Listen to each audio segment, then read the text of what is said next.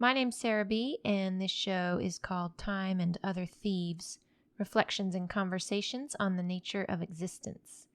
This episode originally aired in radio format on August 19th, 2021. Today I'm going to share my recent conversation with local artist, musician, and homesteader, Sally Ann Morgan. I first met Sally at Harvest Records, where I had the pleasure of being her co-worker for a couple years. She's an accomplished fiddle player, former member of the Black Twig Pickers, one half of the duo House and Land, the other half being local guitar-playing badass Sarah Louise, and in 2020 she released her first solo album, Thread. Since 2012, Sally has run her own letterpress business called Rat Bee Press and Design, combining hand-drawn images with letterpress printing techniques, hand-set type, and hand-carved linoleum blocks. Sally makes and sells cards, art prints, and screen-printed apparel, and she also does custom work. But Sally's other forte, and what we'll discuss in our conversation, is homesteading. She and her husband Andrew bought a house on 4 acres in Alexander in 2018, where they have a garden, some chickens, cows, sheep, and Dolores, who is our guardian donkey. Although we recently have had a few people tell us that they think she's a mule. Is she friendly? She is ornery. They also have 2 dogs with Anatolian Shepherd Great Pyrenees stuff going on. Sally describes them as livestock guardian breeds who don't actually guard any livestock. And in a few months they'll have a baby boy, as yet unnamed, in the mix too. I reached out to Sally back in June to see if she'd ever read the book The Good Life by Helen and Scott Nearing. Originally 2 books, Living the Good Life, first published in 1954, and Continuing the Good Life, published in 1979. The combined version was published in 1989. I first read it in 2012 or thereabouts, when I was living in Tucson, Arizona. I remember pounding out an impassioned letter on my 1937 Underwood typewriter, telling my far-flung friends how inspired I was by the Nearings, how I wanted to do exactly as they'd done, and move to Vermont or Maine and be almost entirely self-sufficient, living in a stone house that I and my husband would build ourselves, subsisting on the fruits and vegetables that we ourselves would grow, laboring on the homestead only 4 hours a day, and having the rest to dedicate to hobbies, social responsibilities, and service work. I was delusional, of course. First of all, buying land would have required far more money than my husband and I had at the time, and far, far more than the Nearings paid for their 65-acre Vermont farm in 1932, a down payment of $300 with a mortgage of $800. Second of all, I don't like gardening, and I don't like building things. I've come to accept that about myself now, and I'm more than content with my already built house on an acre of land in Leicester, where my husband, who thankfully loves to garden, grows the vegetables that it is my sincerest pleasure to cook. And of course, unfortunately, we still buy most of our food at the grocery store. But Helen and Scott Nearing remain great inspirations for me. I love their mix of creative industriousness, anti-capitalistic rebelliousness, pacifism, discipline, simplicity, and a healthy respect for leisure. From 1932 to 1952, they homesteaded in the Green Mountains of Vermont, subsisting largely, about 75%, on what their gardens and fruit trees produced, and making enough money off their maple sugar operation, which they also wrote a book about, to purchase other essentials. Over the course of 11 years, they built a very legit house made of stones that they themselves collected from their 65 acres, and went on to build multiple other stone structures, as well as 3 wooden ones. Their diet consisted of 50% fruit and fruit juice, 35% vegetables, 10% fats from vegetable oils and nuts, and only 5% protein from grains and dried beans and peas and seeds and nuts. They didn't keep any animals and hardly consumed any animal products. To quote Scott, By these means, we freed ourselves from the slaughterhouse diet, from the corresponding enslavement to animals of all those who practice animal husbandry, and from the high-protein diet so unhealthfully prevalent in the United States. In 1952, when too much of the Vermont wilderness around their property had been destroyed, and when the number of visitors who wanted to experience the good life without doing the work it required became too large and their visits too frequent and unexpected, the Nearings moved, quote, bags and baggage, to Harborside, Maine, and started a new homesteading project.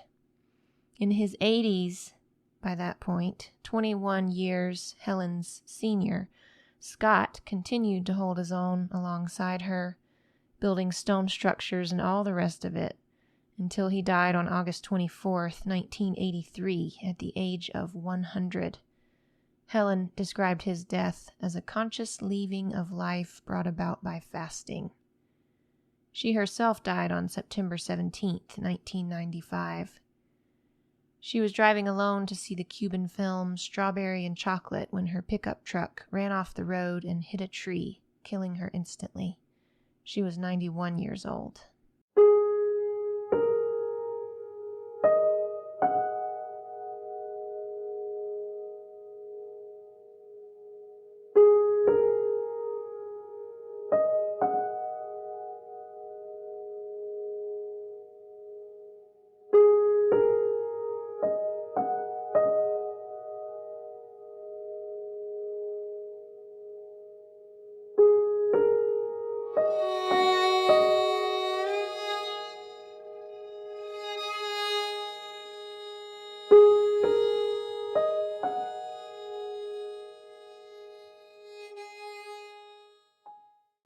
When I asked my friend Sally if she'd ever read The Good Life and if she'd be up for talking about it with me on the radio, she said no and yes, respectively. She ordered a copy of the book and began reading it for the first time as I began to read it for the second. I still felt just as taken with the introduction and the first 2 chapters as I had nearly a decade earlier. Still thrilled at Scott and Helen Nearing's grit and courage and their loyalty to the conviction that, quote, the most harmonious life is one in which theory and practice are unified. They disapproved on rational and spiritual levels with the way modern society functioned, and so they chose not to participate, at least as much as possible, without being antisocial. They did what so many people only fantasize about doing. When I got to chapter 3, though, I realized the book got way more detailed about the how-tos of homesteading than I'd remembered. If you wanted to build a stone house with your own 2 hands, you could read the chapter, We Build a Stone House, and have all the information you'd need. The Nearings also got very detailed when writing about composting, gardening, and food storage in winter. I had not remembered skimming over so many pages the first time, and I wondered if Sally was doing the same thing. She was. She texted me to say she really hadn't been hooked by the book. Understandable, but I still wanted to chat with her about homesteading and to pick her brain about some of the ideas and viewpoints that the Nearings share in The Good Life. You're in the garden? These flowers are gorgeous. Thank you. We spoke at her home in Alexander on a hot and sunny August afternoon. Lima beans. The lima bean tunnel. Yeah. She showed me around her garden. These are yard-long beans. I have never seen these. If you want to try one, maybe the little tender one would be like... Tastes kind of like a snow pea. Here we have some sweet potatoes. We have raspberries and blackberries, which have just sort of finished fruiting, unfortunately. Strawberry patch. And then a bunch more tomatoes back here. Yeah, it's just hitting the point of like overwhelm. This was a lettuce bed. I just let it go to seed because, I don't know, the insects enjoy it. Plus I'm a bit of a lazy gardener, which I think is the way to go. Why strive for perfection when it won't be perfect anyways? I have also read, like, it's better, letting things go to seed, not doing such a, anal kind of cleanup in the fall, allows beneficial insects some habitat to overwinter and, pollinators, extra food. It's also just a fool's errand to try and think you can control everything. And I admired her rooster. Wow, that is a beautiful rooster. And their beautiful 3-acre meadow, replete with 1 steer. So a male castrated head of cattle. He is bound for the slaughterhouse in a couple weeks. 9 sheep, and of course Dolores, the donkey, maybe mule. We continued our conversation in Sally's Rat Bee Press studio, joined by the dogs, Barney and Agnes. I was wondering, as a self-employed artist and homesteader, how you would describe your relationship with money, and what are your thoughts on the Nearings' philosophy regarding money? And that if they made enough to cover their modest expenses, then they didn't even try to make more. They wouldn't even let themselves have a surplus of money. Yeah. I mean, I would say roughly I agree with that. Our goal is not to accumulate a lot of wealth or capital. But I also, Andrew and I live in the world, and maybe to a higher degree than Scott and Helen Nearing wanted to. So we do, deal with money and need money and want money. And I should say too, I have to recognize the privilege that we have to be able to afford to quote unquote own land as much as one can own land. I mean, how can anyone really own land? And just also acknowledging that we're white colonists, settlers who are coming into Cherokee land. So don't want to leave that unspoken, I guess. Mm-hmm.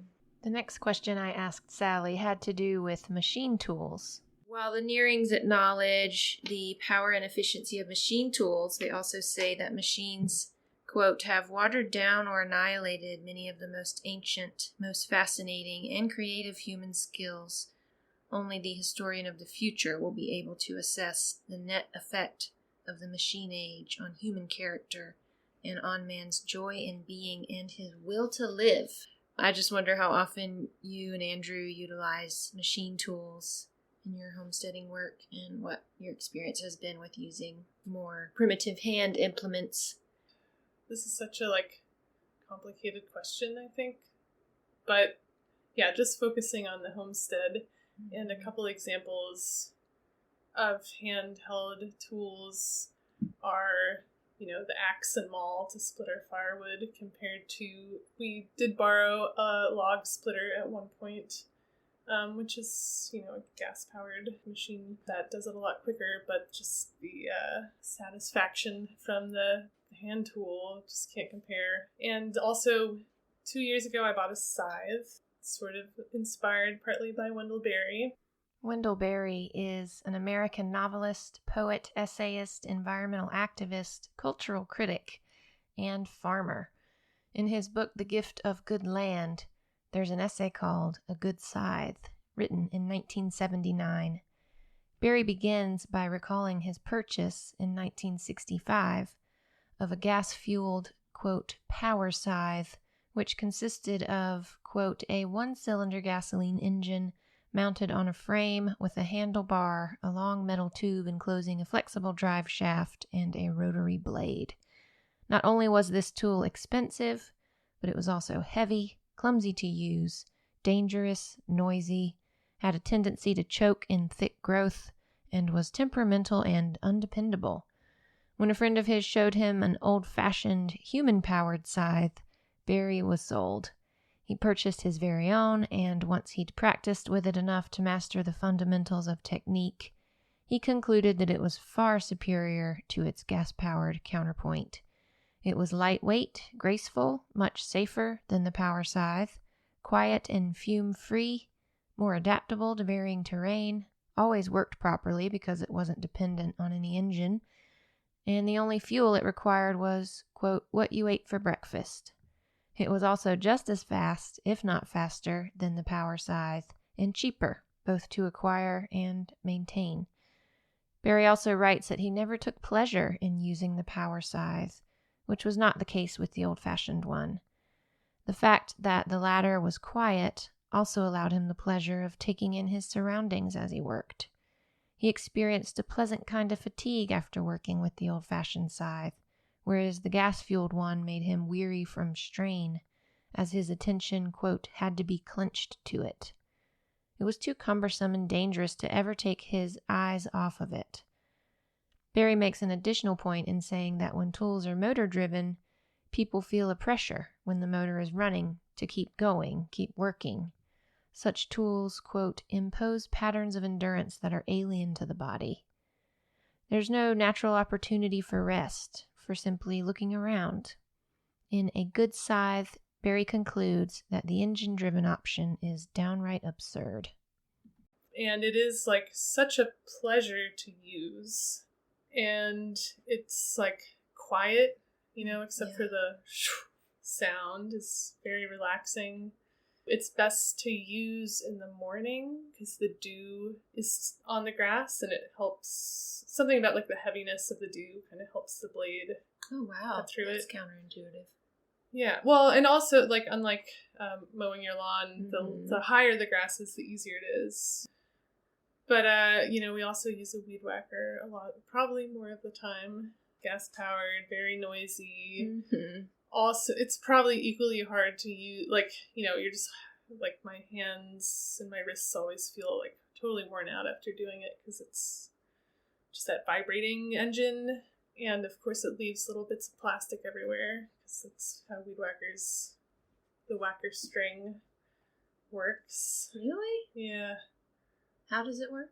It's like this plastic string that spins around that cuts, but as it cuts, the string gets shorter and shorter because little bits of it are getting worn off. Okay. Yeah. Wow. Unpleasant, but yeah. I mean, that's just, there are weed whackers everywhere. And a big goal for us is to reduce the amount of mowing we do, the amount of land that we mow. And that's partly why we have the livestock. They naturally mow. Kind of a counterexample is the electric fencing we use, portable electric fencing with a solar-powered charger that charges electricity.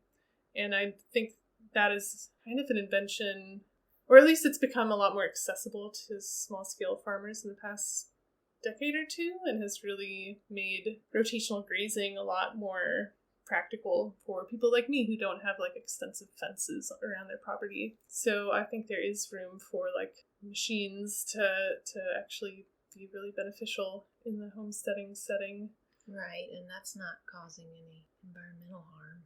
No, and actually it's actually really good to build up the health of the pasture and for the animals themselves to be rotated so that, it helps reduce their parasite loads. It helps just maintain more diversity among the plants because otherwise the sheep and the cattle just eat their favorites first and they eat them down to the ground, and then what's left is kind of less desirable, and then year after year that's what continues to grow instead of the better plants. Yeah, rotational grazing is definitely like key to maintaining a healthy pasture. Mm-hmm. I was going to ask if you've ever read, I can't remember if it's War and Peace or Anna Karenina, where there is a gorgeous scene of people scything, of men scything a meadow or whatever. It's one of my favorite parts in the whole book. Wow. Highly recommend. It was Anna Karenina. The classic Tolstoy novel contains two main protagonists. There's Anna, of course, and then there's Levin.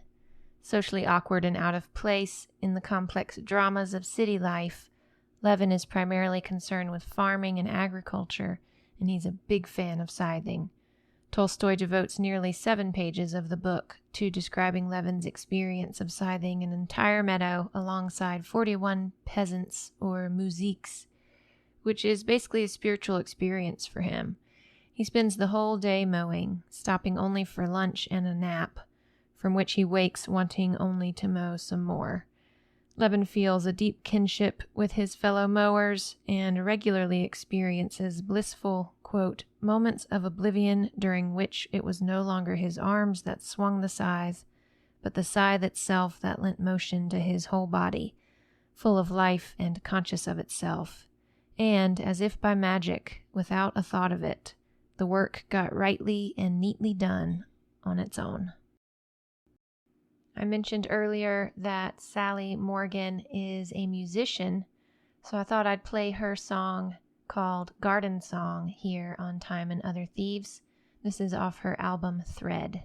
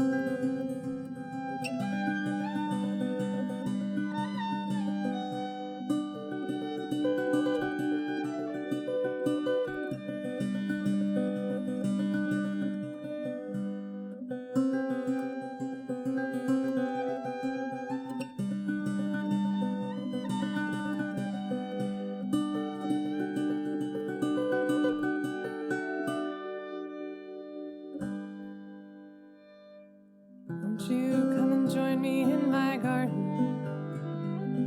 We'll sing quietly inside my garden. The sparrow sings to me inside my garden. My dogs are company inside my garden. Everything is green inside my garden, garden, garden. Everything is free inside my garden, garden, garden. Nothing is a weed inside my garden, garden, garden. Nothing is a weed inside my garden, garden, garden. Everything is free inside my garden, garden, garden. Everything is green inside my garden.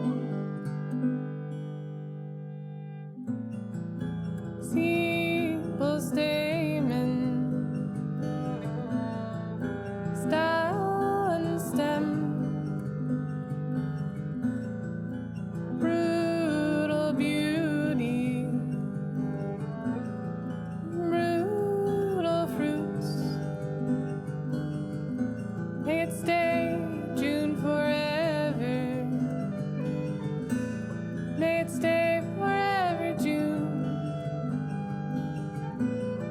Forever June. Forever June.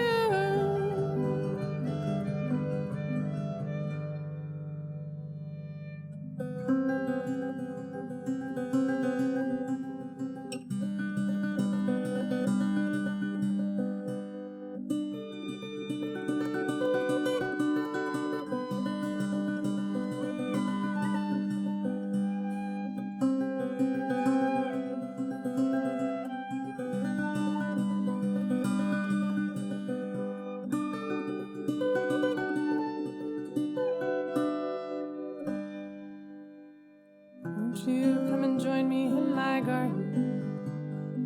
We'll sit quietly inside my garden. And the robin sings to me inside my garden. And also the chickadee inside my garden. Everything is green inside my garden, garden, garden. Everything is free inside my garden, garden, garden. Nothing is a weed inside my garden, garden, garden. Nothing is a weed inside my garden, garden, garden. Everything is green inside my garden, garden, garden. Everything is free inside my garden. I savor solitude,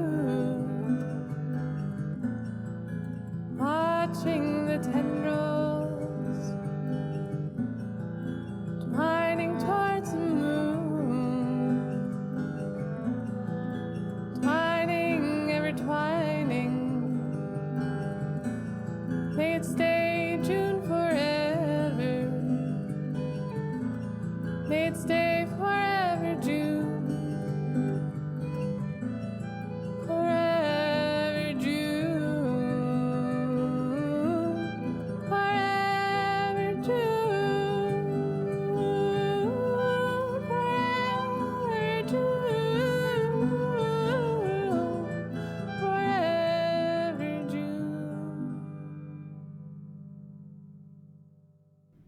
Sally Ann Morgan there with her garden song from her 2020 solo debut album, Thread.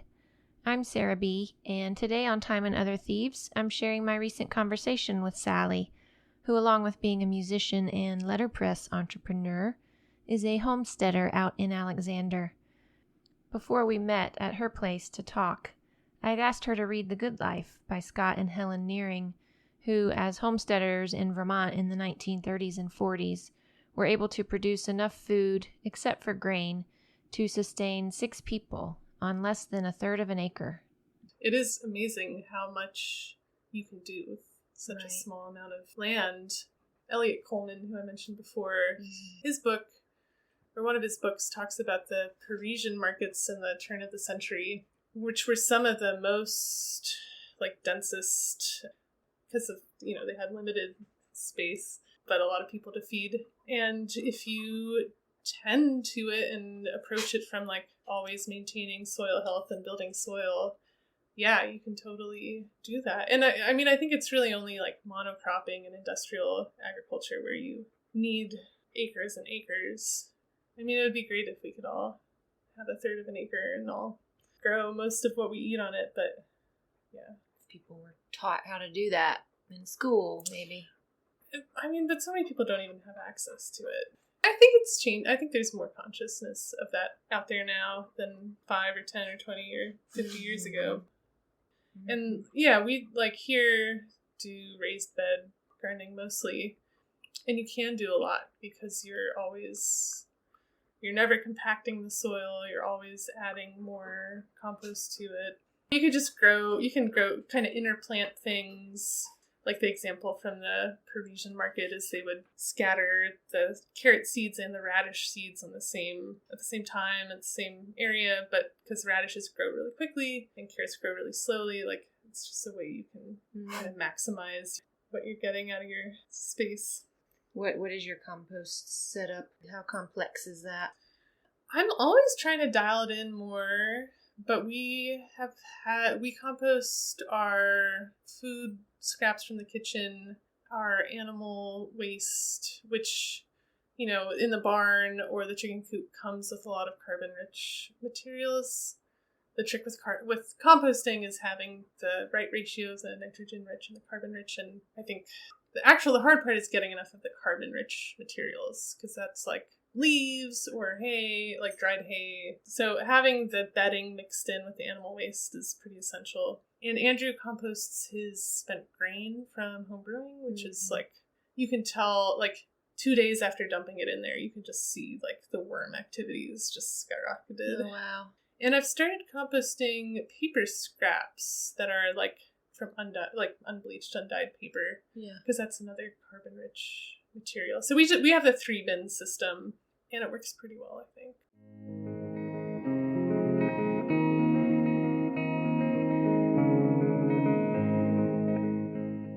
I find compost the most, it's almost spiritual to me how everything is composted, and we're composted too, right, eventually. So I'm really into the idea of compost.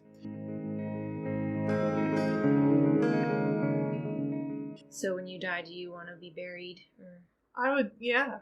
Become compost. Yeah, or one of those tree pods or something. Yeah, soil's amazing. It's the most amazing thing. And the more time you spend in the garden, the more alive you notice that it is, just with all the things you can see and all the things you can't see. And I think a lot of, going back to the rotational grazing, this is not stuff I've invented or made up. I think there is a lot more awareness now that soil health is the most important thing. So focusing on that rather than product backwards. And also just in terms of climate change, a lot of carbon is captured by plants and sequestered in the soil. So I think there's more awareness of that too, and trying to farm and garden in ways that help that along instead of no tilling, right. I think in the 30s that was right around the Dust Bowl. I don't know if there was any sort of no-till movement, but that is one way to not release a bunch of carbon up into the atmosphere. You're listening to Time and Other Thieves. I'm Sarah B., and today I'm sharing a conversation I recently had with local homesteader Sally Ann Morgan. My decision to speak with Sally was inspired by one of my favorite books on homesteading called The Good Life by Helen and Scott Nearing. One of the major benefits of their lifestyle that the Nearings discuss at length is overall physical health.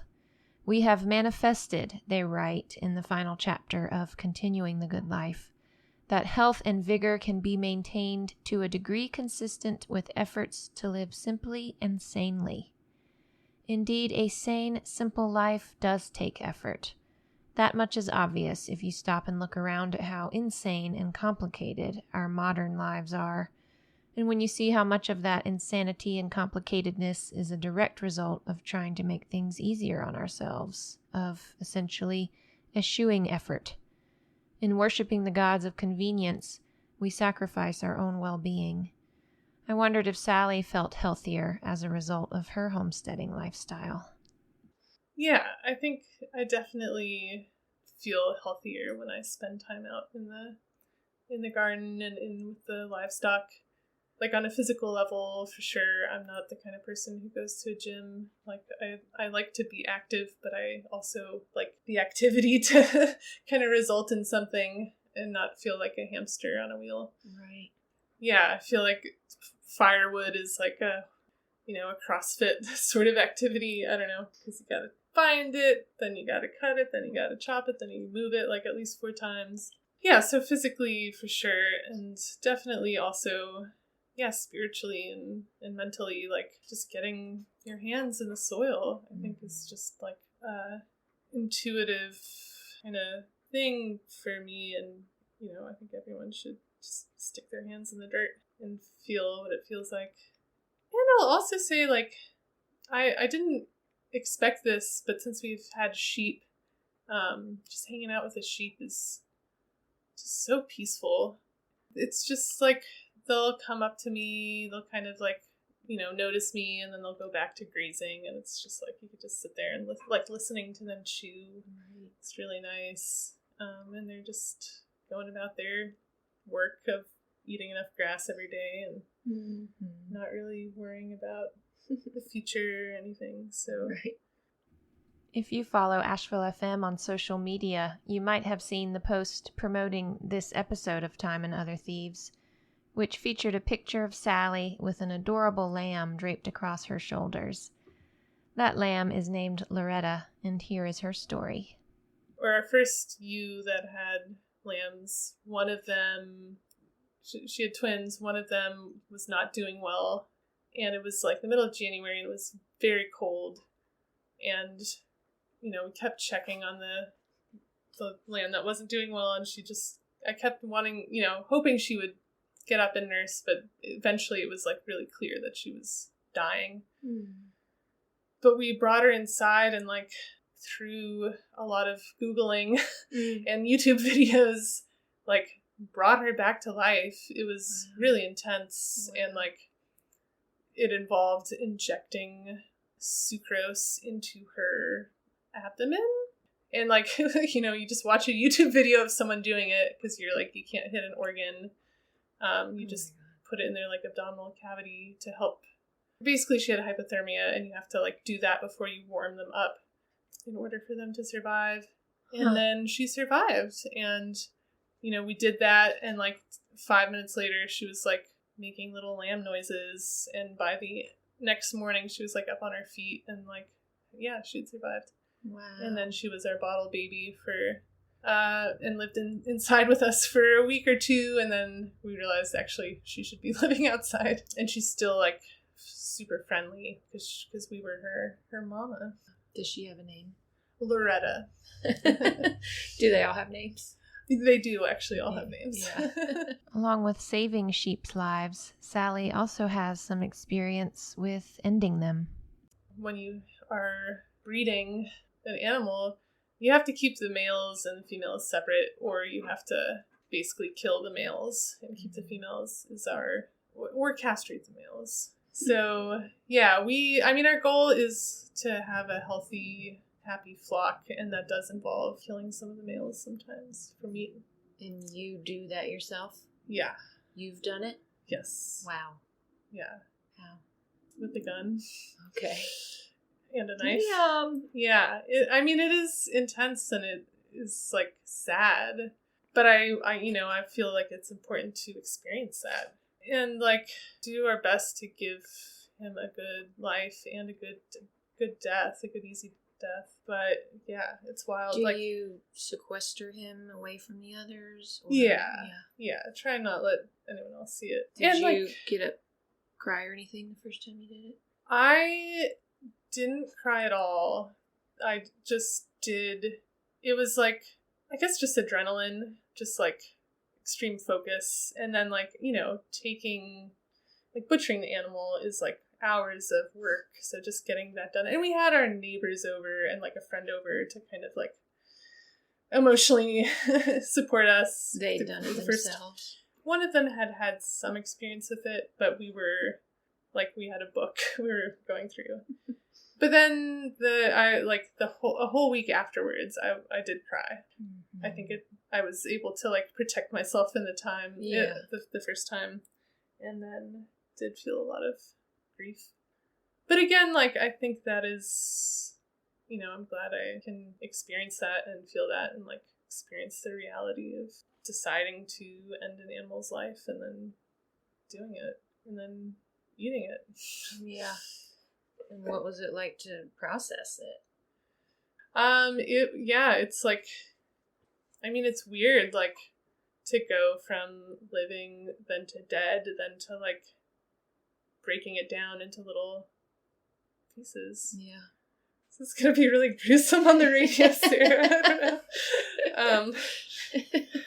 But it's also, it's again, something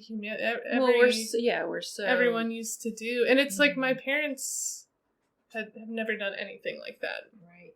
But their parents did. Like, both sets of grandparents were farmers. Mm-hmm. And my mom would say how my grandmother would just go get a chicken and wring its neck for dinner. But like, I guess we're kind of relearning or teaching ourselves how to do that. You're tougher than me. Well, I think, a lot of in the garden and with the livestock, I do feel a lot closer to like birth and death since we've been doing this. And it can be like intense, but I think it also is like, you do kind of recognize that is literally how life works. Right. And make your peace with it. Are you less scared of your own death as a result? I have not thought about that, but I think it has like played into me wanting to have a baby. Just like something I feel like I can't even talk about it because it's just going to sound dumb, but like seeing the sheep just have their lambs, it's like, it's part of life. I want to participate. Yeah, and maybe that's for death too, but I haven't gotten that far. Yeah. Sally mentioned earlier that her one steer, whose name is Merle, is bound for the slaughterhouse in a couple weeks. I was curious what she thought of Scott and Helen Nearing's philosophy regarding animal husbandry and the human consumption of meat. They were essentially vegans, and in The Good Life, they described carnivorism as involving, quote, 1. Holding animals in bondage, 2. Turning them into machines for breeding and milking, 3. Slaughtering them for food, 4. Preserving and processing their dead bodies for human consumption. Clearly I disagree, because we do raise meat and, eggs. And I do think having a healthy agricultural system does involve meat to me. Mm-hmm. It isn't done well right now with the CAFOs and industrial agriculture and feedlots. Definitely don't agree with that. But that's why we're doing it here too, so that we can have small scale grass-fed meat. And it does, like, there's natural cycle to it. Like the animal waste replenishes the soil, goes into our garden. Our garden waste gets fed to the animals. And like, Actually, I did used to be a vegan for like 3 years in college. Hmm. And then I went to work on a farm for a summer. But I really I did see how intensive it is to raise vegetable crops on land. Like, it takes a lot of inputs, it takes a lot of human energy versus having we moved into this house and there's already this 3-acre pasture, and turning loose some ruminants on it, they are very, very efficient at converting sunlight into energy by eating grass. And I think you kind of need a combination of that and the growing of vegetables. But yeah, that said, everyone should probably eat less meat and local meat and grass-fed. Right. Do you feel like people are meant to eat meat, though? Yeah, I think so. I mean, I know for my body, I feel, especially now that I'm pregnant, I'm eating a lot of meat because I'm listening to my body. But I mean, not everyone is the same. And speaking of being pregnant, I wondered how Sally felt about bringing a new life into this world, given the state of things and given climate change in particular. Yeah, no, I do feel a lot of climate guilt. I think I would feel that no matter what. What, guilt that bringing a child will make the climate worse, or? Yeah, or just contributing. Yeah. But I don't know, I'm also excited to see what bringing a new person, maybe they'll solve the climate crisis. Maybe they'll be just a cool kid who does something great. Yeah. And I don't know, we might just have one, and that would feel less of we're still overall lowering our burden on the planet. And the argument that the human population is beyond the carrying capacity of the earth is there's some components that are pretty racist and classist about that as well that I don't agree with. You don't think we are at beyond capacity? I don't know. I mean, we're growing enough food for everyone to eat. I mean, but that's also contributing to. I just don't feel qualified to say that people should or should not be alive.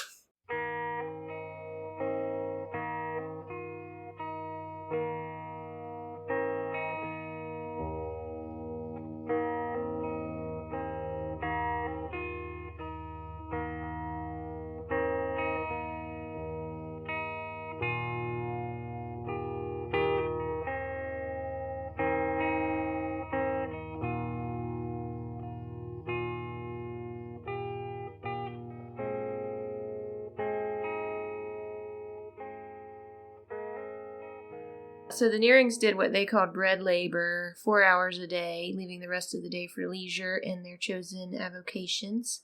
They said livelihood was no end in itself, rather it was a vestibule into an abundant and rewarding life. What's your work-life balance like? Yeah, I think we've set ourselves up here really nicely for being able to be our own bosses. Yeah, the livestock is largely hands-off. The garden, I'm often pretty lazy about. We have a automatic chicken coop door that is solar powered and opens and closes at dawn and dusk, so we don't even have to do that. So, yeah, and then there's days where I'm with my letterpress business, we'll work 8 hours, rarely 10 hours maybe, and there's days where I'm I don't feel great, or it's really nice out, or I have this lunch date. So I definitely don't live to work. I work to live. And right now I feel really, really lucky to have found this balance. I was also curious to know more about the role that pride plays in Sally's homesteader lifestyle. In The Good Life, the Nearings say, the average city worker is asked to accept a wage or salary as a substitute for pride in workmanship and the satisfaction of mastery over tools and materials. I wondered to what extent Sally would agree that in outsourcing so much labor to machines, or in just laboring for others instead of ourselves, we are depriving ourselves of feeling such pride. You said that question, and I was having trouble resonating with the word pride. I think I'm too into the idea of killing my ego to really, but I know what you mean, and there is a very satisfying feeling of, the only words I could come up with are very based in capitalism, which I don't love, but ownership or investment, both through my work with letterpress and around the homestead. Yeah, I feel really good when I'm able to complete something and I did a good job and I'm doing it entirely for me, not for anyone else, really. I mean, I guess I do work for clients and I like them to feel happy with the work, but yeah, versus when I've worked for other people, there's always like this disconnect with the labor is not fun for someone else, and it's not as rewarding when you're just doing it for a paycheck. Pride gets a bad rap. I mean, to be proud of having grown your own food and, cook it up beautifully and feel sustained by that. I mean, I know you're not growing all of your food, but it's a different kind of pride than maybe more ego-based stuff. Yeah, maybe I should just get over I think it's essential for people to feel proud of themselves, like they create things and stand on their own 2 feet and yeah, or maybe just feel good about themselves. And then making things easy, I do think our society has deprived its members of feeling that self-worth. Yeah, and I mean, the whole alienation of working where you are not connected to the fruits of your labor, which is what most jobs are like. Scott and Helen Nearing's book, The Good Life, is actually 2 books combined into one. And at the end of the first book in the volume, called Living the Good Life, the Nearings say that one of the ways their Vermont homesteading experiment, which took place between 1932 and 1952, failed was in the social realm. They'd hoped to work in more symbiotic harmony with their neighbors, not only bartering food and other goods, but also exchanging labor for labor. But their valley was inhabited by people, quote, trained in private enterprise, who treasured their freedom as individuals and looked upon cooperative enterprise as the first step toward superimposed discipline and coercion. They wrote that, quote, human beings conditioned from birth by the professions and practices of a private enterprise individualistic pattern have little more chance to cooperate effectively than a leopard has to change his spots. They said that separatism and individualism have subdivided all rural communities, quote, almost to the point of sterility. So I asked Sally how connected she is to her community in Alexander, and if she agrees with the Nearings' pessimistic take on the chances of human beings recognizing their interdependence and really working together in a healthy, sustainable way. So we are, super lucky out here that we have become really good friends with our neighbors next door and feel really close with them.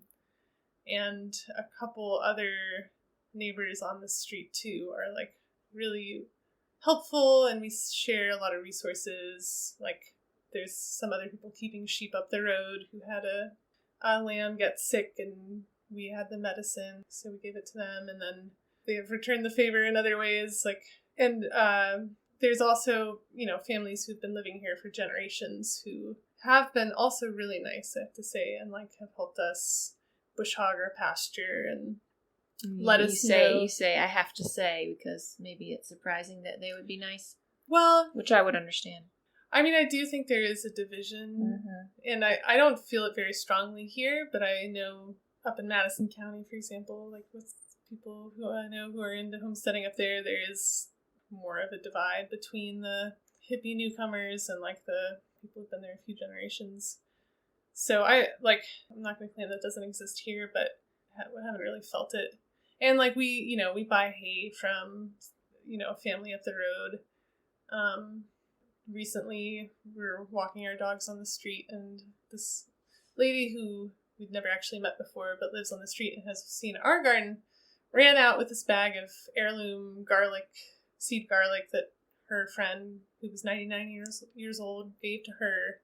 So just excited to share with us. So yeah, I think, it's definitely not a commune. Right. There's definitely and we're all raised, individuality and capitalism is the air we breathe. So it's really hard to even recognize it, never mind foster an actual community. But I don't see the sterility that they're talking about. I think they were really probably just kind of grumpy people, in the sense I got from the book, and maybe their neighbors just didn't want to deal with them. Mm-hmm. They were very regimented and very organized. Rigid. Yeah. And I don't know. It kind of tickles me to think about that to some extent, because I also think like everyone can do a little bit of homesteading. It doesn't have to be like such a serious, all-consuming endeavor. Yeah. I mean, as good of an influence as I'm sure they've been to like other people who've come later, they definitely didn't make it sound very fun.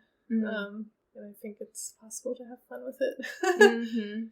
That's so interesting, because as someone who has not homesteaded, I was very inspired and kind of enlivened by that book, and it did seem kind of fun to me. Oh, well, that was the vibe I was getting. But I'm passing as someone judgment. who's actually done it, that's interesting that it lands for you differently. Well, and I'm passing judgment without actually having read the whole thing, which is... I just am of the opinion that, like, nothing needs to be perfect, and that's just going to keep people from being involved, and, like, I mean, for as hopeless as, like, things seem environmentally and politically in a lot of senses, like, I do think there's a lot more interest and knowledge, and, like, it's cool to garden now, and I didn't feel that way, like, 5 years ago, so I think there's good stuff happening too. Thus concludes my conversation with local homesteader, artist, and musician Sally Ann Morgan. Many thanks to her for talking with me about homesteading and for humoring me by reading parts of The Good Life by Helen and Scott Nearing, and for discussing some of its ideas and sharing some of her own. I deeply admire what Sally and her husband Andrew are doing out there in Alexander.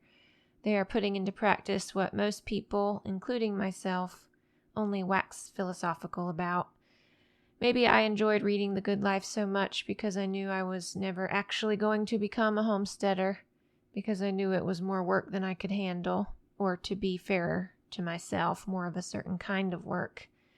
And I could therefore inhabit an idyllic fantasy land when reading the Nearing's book and live vicariously through them.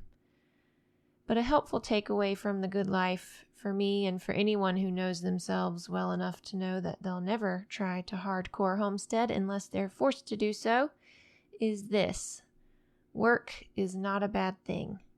A good life requires effort and discipline. It does not mean having no responsibilities or difficulties. And also, work is not the thing that should take up most of our time. In this society, a 40-hour work week sounds normal to most people.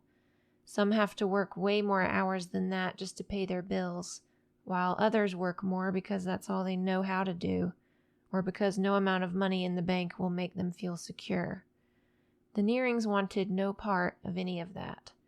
Money was not a commodity to them, but a way to obtain the essentials for living which they themselves could not grow or otherwise create.